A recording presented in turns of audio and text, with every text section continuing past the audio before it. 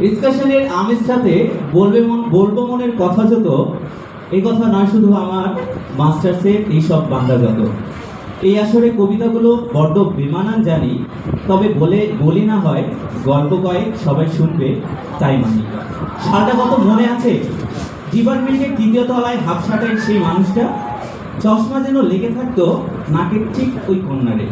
উনি একবার যদি প্রশ্ন ধরতেন, হয়েছে কাম, আমরা বুঝি আর নাই রে। আমরা উত্তর ধরলে উত্তর দিতাম, উত্তর তো নয় যেন বাস। স্যার বলতেন, বাবা তুমি পাস করেছ কিন্তু পাওনি এ প্লাস।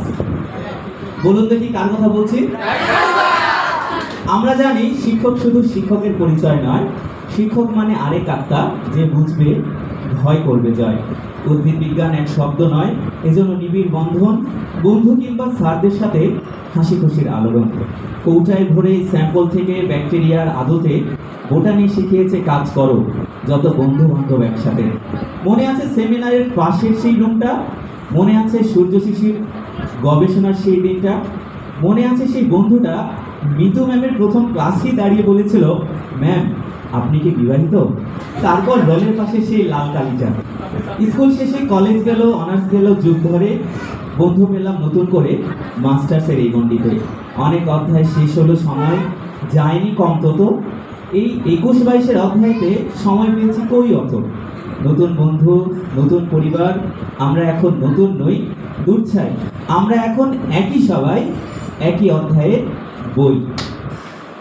উদ্ভিদ বিজ্ঞানের ছায়ায় ছিলাম, আমরা আছি থাকবো, আমাদের স্মৃতির গল্পগুলো রোজ ডায়েরিতে আঁকবো।